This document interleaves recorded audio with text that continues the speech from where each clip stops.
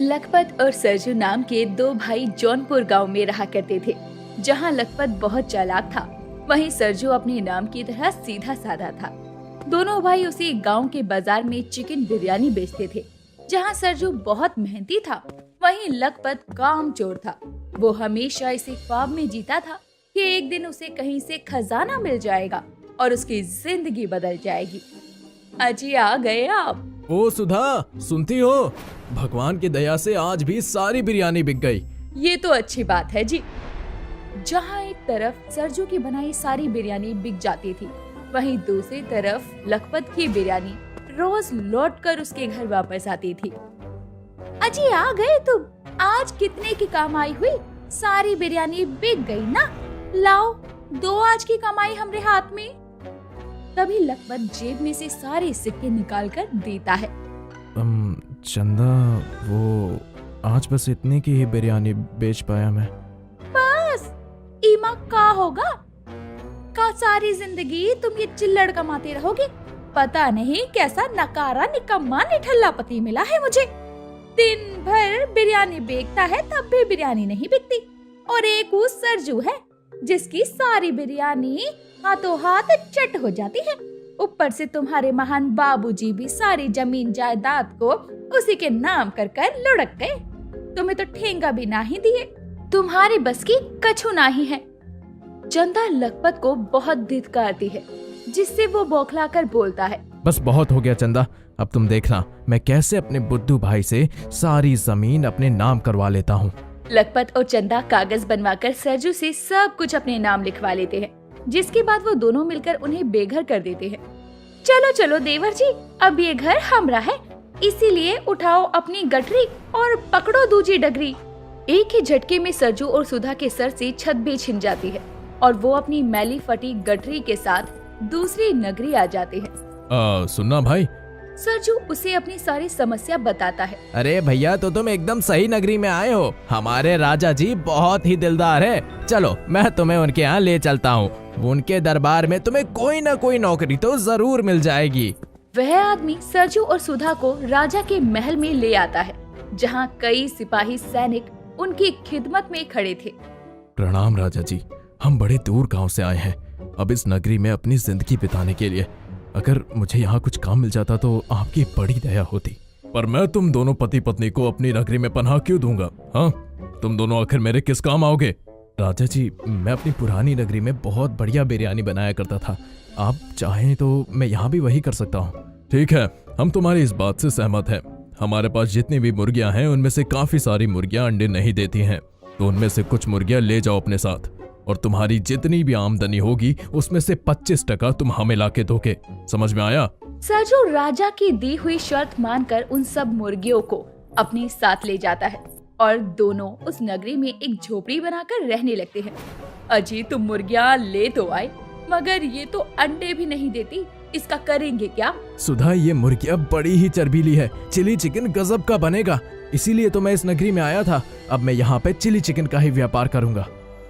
अगले दिन सरजू सारा सामान इकट्ठा करके चिली चिकन बनाकर नगरी के बाजार में रेड़ी लगाकर आवाज लगाता है, चिली चिकन खाओ, चिली चिकन आओ और खाओ चिली चिकन। खाओ खाओ भैया, पूरी प्लेट खाओ। चिली चिकन खाओगे पेट भर जाएगा। धीरे धीरे ग्राहकों की भीड़ उसके पास आनी शुरू हो जाती है। क्या बात है भैया, खुशबू तो बड़ी ही गजब की आ रही है। जरा एक प्लेट लगाना तो। हाँ जी, रुकिए, अभी देता हूँ मैं। सरजू के हाथों का चिली चिकन खाकर आदमी बड़ी तारीफ करता है। अरे वाह भैया, आप तो बड़ा ही गजब का चिली चिकन बनाते हो। इसके आगे तो बिरयानी और मसाला मुर्गा भी कुछ नहीं। धीरे धीरे चिली चिकन खाने वाले ग्राहक बढ़ने लगते हैं, जिससे सरजू लालची हो जाता है। देख रही हो सुधा, यहाँ पे लोगों को हमारा चिली चिकन कितना अच्छा लग रहा है। बस अब तो कुछ ऐसा हो जाए कि नोटों की बारिश हो जाए, बारिश। अजी चिंता ना करो, भगवान हमें और तरक्की देगा, वो भी उसी व्यापार से। वैसे एक उपाय है, अगर हम कोई बम्पर छूट दें, जैसे जो भी ग्राहक 5 मिनट के अंदर पूरी की पूरी चिली चिकन की प्लेट खत्म कर जाए, हम उसके लिए रिफिल योजना रखें। इससे ग्राहक खूब आएंगे। सुधा की योजना सरजू को भा जाती है और ज्यादा कमाने की होड़ में अगले दिन से वो ऐसे ही करता है। ये लो भैया, आज से ये प्लेट चिली चिकन जो भी पूरा खा जाएगा उसे पूरा खाना फ्री में मिलेगा, फ्री में। आदमी पलक झपकते ही पूरी की पूरी एक प्लेट चिकन चिली चट कर जाता है, जिससे कि सरजू को उसे दूसरी प्लेट भी देनी पड़ती है। और ऐसा उस दिन सरजू के साथ हर ग्राहक करता है, जिससे सरजू चिंता में आ जाता है। किसी ने सही कहा है, मुफ्त का खाना कोई नहीं छोड़ता। मैंने सोचा था कि ये उपाय करने से दुगनी कमाई होगी, पर मेरे तो लाले पड़ गए। अब इसमें से 25% राजा को भी देना है और इसकी लागत भी तो आएगी इसमें। उसके बाद मुझे क्या ही बचेगा। ऐसा सोचकर लालची चिली चिकन वाला अगले दिन बरनी भरकर मिर्च डाल देता है। ये देखकर सुधा कहती है, अरे ये क्या कर रहे हो तुम? कितनी सारी मिर्च डाल दी तुमने। ऐसे तो कोई भी ग्राहक आधा प्लेट भी नहीं खा पाएगा। अरे तू चुप कर सुधा, यही तो मैं चाहता हूँ, ताकि ग्राहक एक प्लेट चिली चिकन भी ना खा पाए, वरना हमारा चिली चिकन का धंधा यही चौपट हो जाएगा और हम लोग इस नगरी से भी निकाले जाएंगे। इसके बाद सरजू अपनी चिली चिकन की दुकान लगाता है, पर ग्राहक फिर भी उसे बड़े चाव से खाते हैं। अरे क्या बात है भैया, आज तो बाकी दिनों से भी दमदार राबते के चिली चिकन बनाए हो। तुमने इसमें कश्मीरी लाल मिर्च का छोंका दिया है क्या? ये लोग इतना मिर्च वाला चिली चिकन इतने स्वाद से कैसे खा रहे हैं, मैं चेक कर देखता हूँ। जैसे ही सरजू अपना बनाया चिली चिकन चखता है तो उसके कान से धुआं निकल आता है। अरे भैया, अरे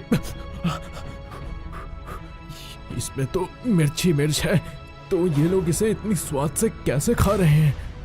अपनी एक और चाल उल्टी पड़ जाने पर लालची चिली चिकन वाला अगले दिन से चिली चिकन के दाम बढ़ाकर 50 से 75 कर देता है। अरे क्या बात है भैया, आपने चिली चिकन का दाम क्यों बढ़ा दिया? अरे भाई, चिली चिकन बनाने में मिर्च के साथ साथ सब्जियां और मसाले भी लगते हैं और ये सारा सामान महंगा हो गया है, इसलिए दाम बढ़ाना पड़ा। अब मैं इतना मेहनत करने के बाद भी घाटा खाऊं तो कमाऊंगा क्या? बढ़े हुए दाम पर भी सभी ग्राहक 5 मिनट के अंदर पूरी प्लेट खत्म कर जाते, जिसकी वजह से सरजू को उन्हें अगली प्लेट मुफ्त में खिलानी पड़ती और फिर वह 1 महीने का मुनाफा जोड़कर राजा को देने आता है।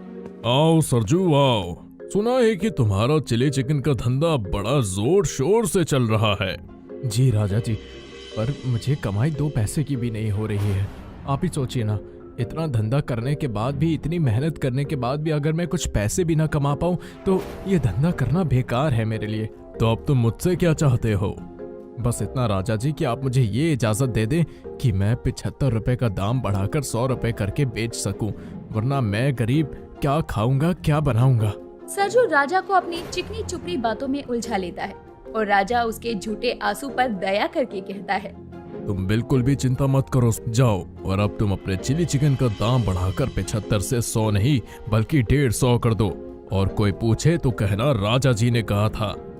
राजा का आदेश पाकर चालाक चिली चिकन वाला बड़ी खुशी के साथ लौटता है और अगले दिन से वह अपनी चिली चिकन की रेडी पर बड़ा सा बोर्ड टांग कर दाम लिख देता है। अजी, मैं तो अभी भी कहती हूँ ये बोर्ड हटा दो। अरे 150 का दाम सुनकर कोई भी हमसे चिली चिकन खाने नहीं आएगा। इतना लालच भी ठीक नहीं है। अरे तू चुप कर सुधा।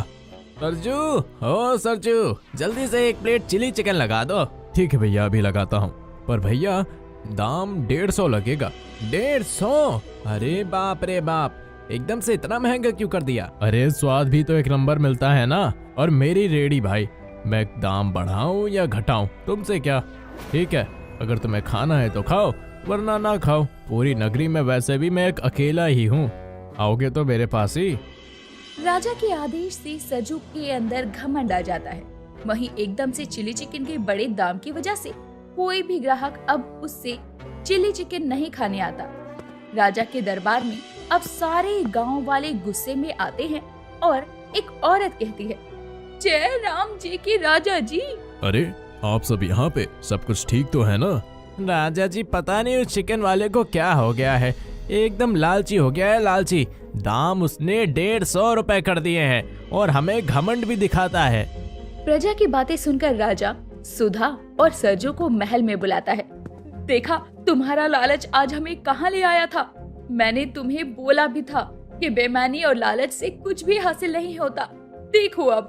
क्या रे सरजू, मैंने तुझे गरीब समझकर चिली चिकन का दाम बढ़ाने के लिए कहा था, पर तू तो लालची निकला।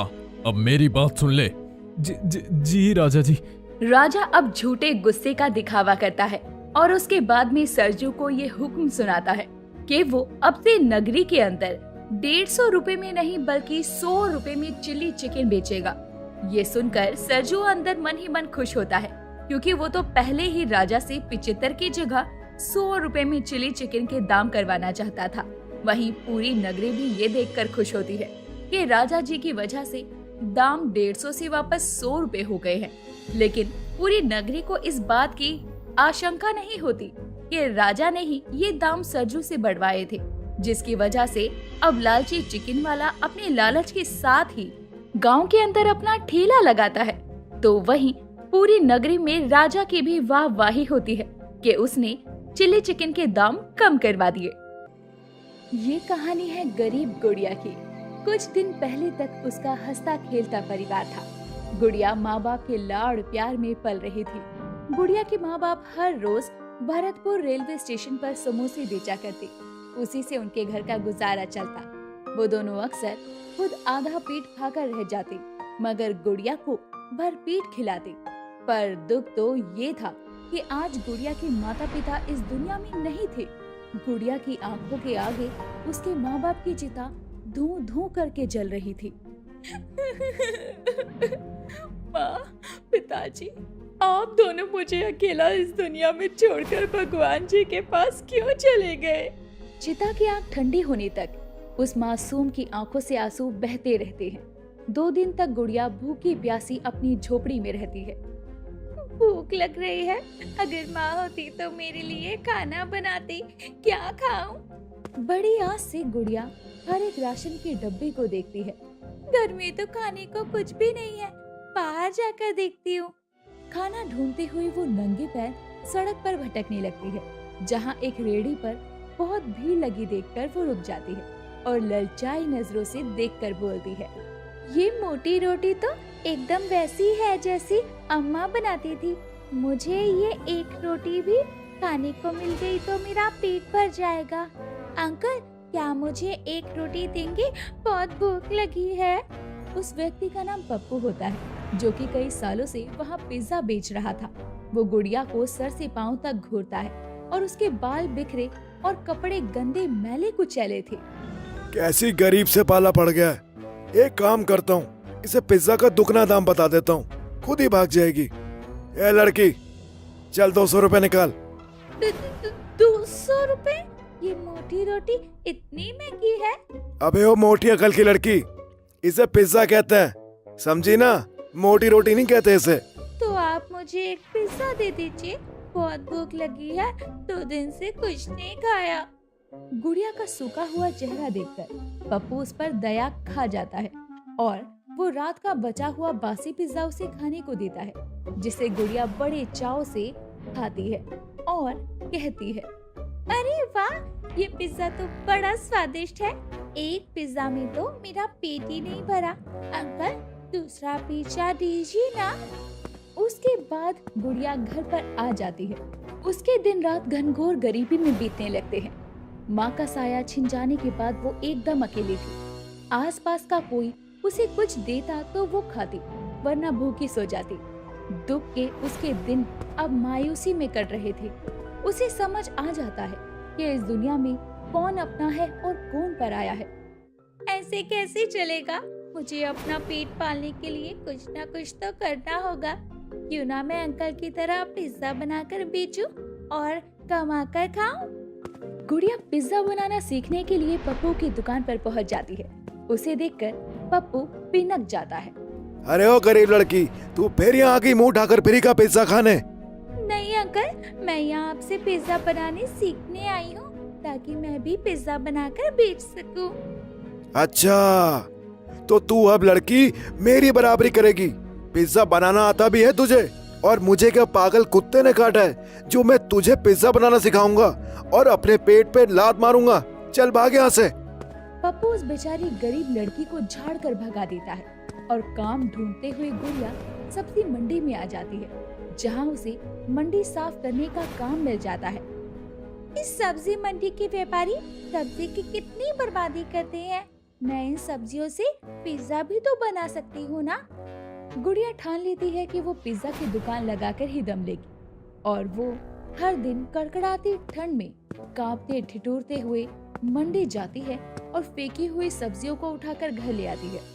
फिर उसे अच्छे से साफ करके रख देती है और पप्पू की दुकान पर छुपकर पिज्जा बनाना देखती है और सीखती है। और इसी के साथ वो हर दिन पैसे जोड़कर इकट्ठा करती है, पिज्जा बनाने का सामान लाती है और इधर उधर से लकड़ियां भी बीन कर चुनती है। पिज्जा बनाने के लिए मुझे सबसे पहले बड़ी सी रोटी बनानी होगी। जल्दी से आटा गूंथ लेती हूँ। इसके बाद गुड़िया पिज्जा बनाने लगती है। पहले तो 2 बार उसका पिज्जा बिगड़ जाता है और तीसरी बार पिज्जा बनकर तैयार हो जाता है। गुड़िया बारीक सब्जियां काटकर पिज्जा पर सजा देती है। पिज्जा दिखने में बहुत खूबसूरत लगने लगता है। इसके बाद वो उसी फुटपाथ पर बोरी बिछा लेती है, क्योंकि ठेला खरीदने के पैसे अभी फिलहाल उसके पास नहीं थे। वो बोरी पर ही सजा धजा सब्जी का पिज्जा रखकर लोगों को आवाज लगाने लगती है। आओ आओ प्यारे लोगों, आओ मेरा स्वादिष्ट सस्ता सा टिकाऊ पिज्जा खाओ। एक बार खाओगे तो बार बार गुड़िया की दुकान पर आओगे। उस मासूम गरीब लड़की की मधुर आवाज को लोग अब जैसे ही अपने कानों में सुनते हैं तो उसके पिज्जा को खाने को मजबूर हो जाते हैं। तभी नीरू नाम की एक औरत आती है। सुनो बेटी, जरा एक सब्जी वाला पिज्जा मुझे भी खिलाओ। जी अभी खिलाती हूँ मैडम जी। गुड़िया फौरन पिज्जा गर्म करती है और उसे खाने को देती है। भगवान जी, बस मेरा सब्जी वाला पिज्जा मैडम जी को पसंद आ जाए। मैंने बड़ी मेहनत से बनाया है। सब्जी पिज्जा का स्वाद रेनू को बहुत पसंद आता है। अरे वाह, तुमने तो बहुत बढ़िया पिज्जा बनाया है। किससे सीखा तुमने? बस मैंने खुद ही बनाना सीख लिया। अरे वाह, तुम तो बड़ी टैलेंटेड हो। तुम्हारे माता पिता कहाँ हैं? मेरा इस दुनिया में कोई नहीं है मैडम जी। मैं ये सब्जी के पिज्जे की दुकान अपने पापी पेट को भरने के लिए चलाती हूँ। ये कहते कहते उस मासूम गरीब लड़की की आंखों में दुख के आंसू आ जाते हैं। कितनी प्यारी बच्ची है। उस विधाता ने भी बड़ा गलत किया इसके साथ। अच्छा ये लो बेटी, तुम्हारे पिज्जा के पैसे। ऐसा करो तो सब्जी पिज्जा पैक भी कर दो। ये सुनकर गरीब गुड़िया मुस्कुरा देती है। वहीं दूसरी तरफ अपने ठेले पर खड़ा पप्पू घमंड से भरा हुआ कहता है, एक आधा सब्जी पिज्जा बिक जाने से ये लड़की मेरी बराबरी थोड़ी ना कर लेगी। कहाँ मेरा पनीर पिज्जा और कहाँ इसका सस्ता सा सब्जी पिज्जा। लोग तो मेरे पास ही आएंगे, सिर्फ मेरे पास। ये कहते हुए वो अपने घमंड में आ जाता है और ईश्वर अपने आप ही उसके साथ बुरा कर देते हैं। उस दिन के बाद से हर ग्राहक पप्पू पिज्जा वाले के पास न जाकर उस गरीब लड़की की मीठी बोली से खींचा चला आता। आइए आइए आइए और गुड़िया का स्वादिष्ट सब्जी वाला पिज्जा खाइए। एक बार आओगे 100 बार आओगे। तभी स्वाति नाम की एक लड़की अपनी कुछ सहेलियों के साथ में वहाँ आती है। अरे सुनो बेटा, जरा जल्दी से मेरे और मेरी सहेलियों के लिए सब्जी वाला पिज्जा तो लगा दो। जी मैडम जी, बस अभी बनाती हूँ। कोई जल्दी नहीं है, आराम से बनाओ। गुड़िया झटपट से तवी पर ताजा पिज्जा की रोटी बनाती है और उस पर चटनी लगाकर कांदा, शिमला मिर्च, गाजर और बारीक कटी हुई सब्जियां डालकर उसे सजाती है और आखिर में उस पर बटर लगाकर उन्हें खाने को देती है। ये लीजिए मैडम जी, आपका सब्जी वाला पिज्जा। अरे वाह बेटा, तुम्हारी सर्विस तो बड़ी फास्ट है। जी शुक्रिया मैडम जी। स्वाति जैसे ही सब्जी वाला अनोखा पिज्जा चखती है तो बहुत खुश हो जाती है। वाह वाह वाह, तुमने तो बढ़िया सब्जी पिज्जा बनाया है। इसके आगे तो पनीर पिज्जा, चीज पिज्जा भी फेल है। बहुत बहुत शुक्रिया मैडम जी। स्वाति पिज्जा के बदले गुड़िया को पैसे देकर चली जाती है। तभी पप्पू आकर उसे धमकाते हुए कहता है, अरे ओ लड़की, खबरदार, अगर तूने कल से यहाँ पर अपने पिज्जा का पंडर लगाया तो। क्यों नहीं बेच सकती मैं यहाँ पे पिज्जा? क्योंकि तेरा ये सस्ता सब्जी वाला 2 कौड़ी का पिज्जा देखकर मेरे ठेले पर कोई नहीं आ रहा। रोज मैं अपना सारा माल बचाकर घर ले जाता हूँ और तू नोट छाप रही है। कल से यहाँ पर दिखाई मत दियो, वरना पिज्जा बेचने लायक नहीं बचेगी। एक पल के लिए गरीब गुड़िया डर जाती है, मगर अगले ही दिन वो फिर पिज्जा बनाकर उसी फुटपाथ पर आती है और उसके आते ही लोगों की भीड़ लग जाती है। जल्दी से मुझे एक जबरदस्त वाला सब्जी पिज्जा बना दो। जी मैडम जी, बस थोड़ी देर रुकिए, मैं अभी बनाती हूँ। इतने ग्राहकों को उस गरीब लड़की के पास से पिज्जा खड़ा लेते देखकर पप्पू जल जाता है और लोगों को बुलाता है। अरे मैडम जी, ये लड़की तो आधा घंटा लगा देगी। आप यहाँ पर आइए, मैं आपको एकदम मस्त पनीर पिज्जा खिलाता हूँ। नहीं, रहने दो भैया, तुम्हारा पनीर पिज्जा तो एकदम बेस्वाद है, एक पैसे का स्वाद नहीं होता उसमें। साली 2 कौड़ी की लड़की ने मेरा जमाया पिज्जा का व्यापार ठप करके रख दिया। पता नहीं ऐसा कौन सा स्वाद भरा पड़ा है इसके 2 कौड़ी के सब्जी पिज्जा में, जो लोग इसी का जाप किए जा रहे हैं। उस दिन सुबह से रात तक सभी सब्जी वाला पिज्जा खाने के लिए ही लोगों की भीड़ लगती है। गुड़िया अपने फटे पुराने कपड़ों में थी, उतनी ठंड में भी उसके तन पर एक स्वेटर नहीं था, मगर उस गरीब के मासूम चेहरे पर एक अलग ही रुआब था, जो कि मेहनत करके कमाने का था। भगवान की दया से आज तो सारा का सारा सब्जी पिज्जा बिक गया, अब दुकान बढ़ा देती हूँ, रात हो गई है। एक बार फिर से पप्पू वहाँ आकर उसे धमकाता है। क्यों री 2 टके की गरीब लड़की, तुझे मना किया था ना यहाँ पर पिज्जा बेचने से। पर अंकल, मैं तो मेहनत कर रही हूँ ना। बड़ी ढीठ है तू, ऐसे नहीं मानेगी। रुक। पप्पू एक ही झटके में उसका सारा सामान तोड़ फोड़ देता है। अंकल, ऐसा मत करो, मत तोड़ो, मैंने एक एक सामान बड़ी मुश्किल से इकट्ठा किया है, मैंने आपका क्या बिगाड़ा है। तोड़फोड़ मचाने के बाद पप्पू वहाँ से चला जाता है। बेचारी मासूम बच्ची सारी रात उस फुटपाथ पर बैठी रोती रहती है।